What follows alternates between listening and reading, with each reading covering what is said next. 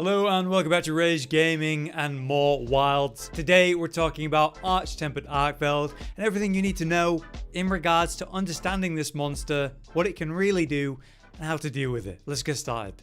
Starting with the quest itself, Freedom from Solitude is an event quest that is 10 stars, and obviously you got the 50-minute time limit and 3 carts. You can greatly increase the amount of carts you can have though through various means, as we'll cover. But there is another location for this Arch-Tempered Arkveld, which is indeed an optional quest, Proof of a Hero, where you're going to face these 4 Arch-Tempered monsters in one location, one hunt, all in the arena. So good luck with that.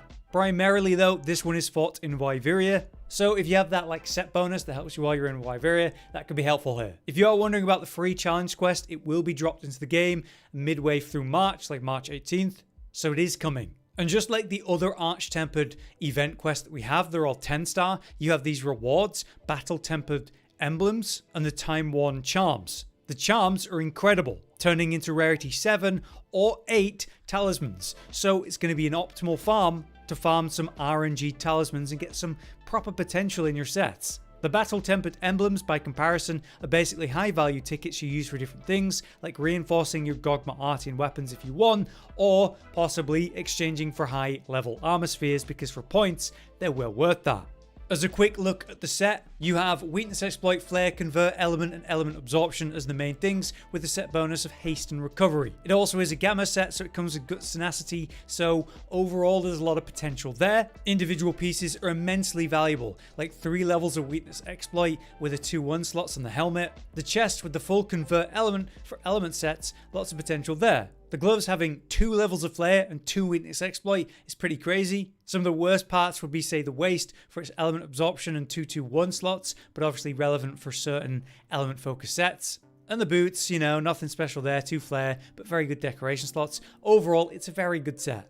But to highlight a particularly good part of this update is the talisman update. Crafted talismans, the all-important weakness exploit that previously could only give you 2 levels of weakness exploit, can now give you 3 with this new upgrade. And there's also, for a bit of fun, 3 levels of flair potential here as the other talisman update with this monster. So very good rewards. Let's talk about what's new in this fight. There are plenty of new mechanics going on here.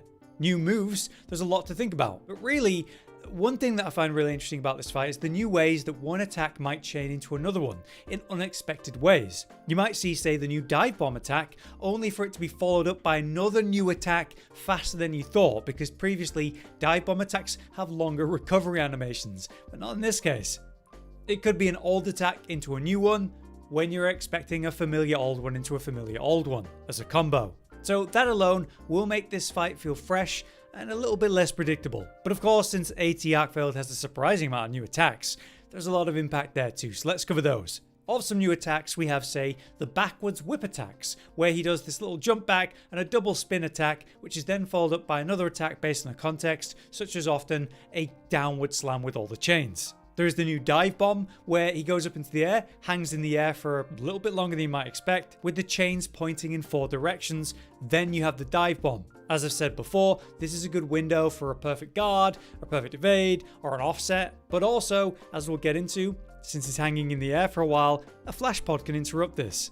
Anyway, this attack does combo into another attack surprisingly quick. There's the chain slam, where basically we had this chain slam from before, but it's just a bit faster, and it also goes further than normal because he can do this little jump to extend it a little bit further than you might expect. Another one that's weird is this chain slam, but first he uses his chain to attach to the ground to sort of move in the air like a gap closer or just offset the usual slam timing. I found that quite a few of his attacks have like a slow wind up or a surprisingly quick wind up. Now, one very cool new attack is the dragon explosions. You've got the different lines, 3 or 4, that progress towards you and actually from long distances. These can catch you out because they burst and move quickly down the line. It looks like it's going to move slowly like a wave and then it just zooms forward. Now, a major new mechanic is the unique state that it enters, called Arkveld Unleashed. Throughout the fight, Arkveld absorbs elements using the wings and then enters this unleashed state, as they call it. Like Zoshia, it's now going to generate wilt crystals while in this state, but they're like classic wilt crystals, not the giant ones of Zoshia.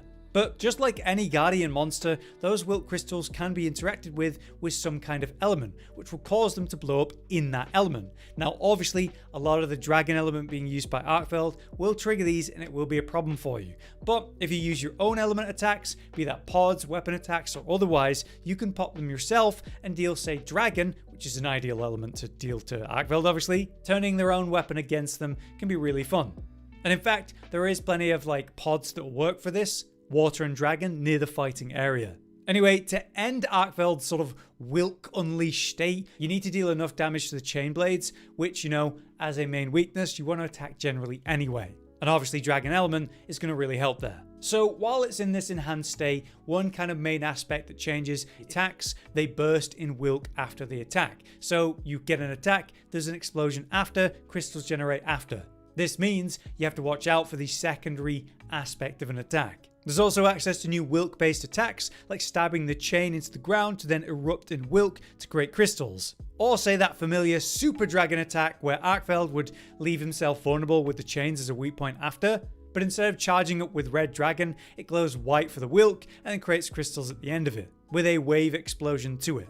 But compared to the original attack, it seems to work mostly the same, just generating crystals at the end. There's still a weak point to Focus Strike. I will say, familiar attacks do seem changed in terms of pace, like his dragon bursts are faster. He can do this fast wind up, then do the burst with the giant attack that normally moves towards you like a wave, dealing massive damage, which it still does here. But the waves seem to move faster, he does it from sort of standstill quicker. It's incredibly deadly.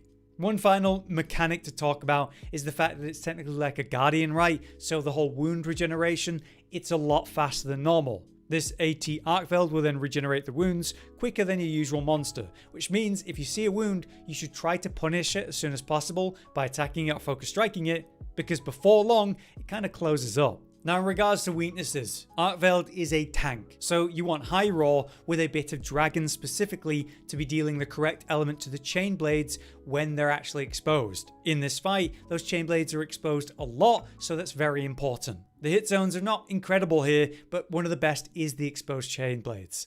Overall, you'll find yourself attacking the head and the chain blades as much as possible, chain blades whenever they are available. And when he's in that special Wilk state, you want to focus the chain blades to end that state as quick as you can.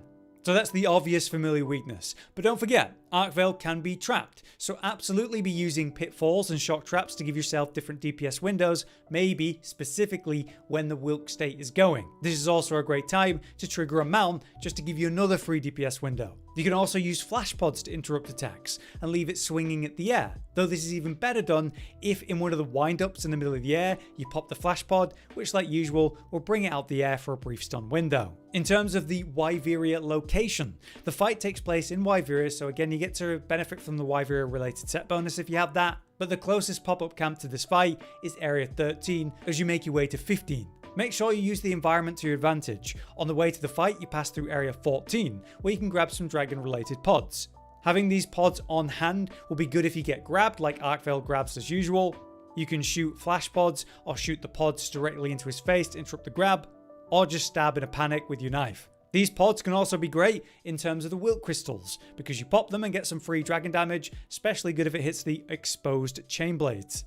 For environment help though, there are the thunderbugs in area 14, which will work like a shock trap like stun. If you get lucky, this can actually bring him out the air for an even better CC. There's also a boulder drop in area 9 if the fight goes that distance, so bait arc into these things for damage and DPS whenever possible. There are a couple other monsters in the area, so you might see a turf war or fight there. This can give you a chance to recover, or just get in there for some free damage. And if the fight goes on long enough, it will have that exhausted sort of hungry mechanic, the exhausted state, but obviously it needs energy instead of usual food, so you might see some free DPS at the cocoons for example. Now while we're learning, I strongly recommend a couple of considerations for your sets. So for your item pouch, I like to have one specifically set up for a monster I'm hunting when it's particularly hard, so gog hunting, omega, and different ATs as you can see.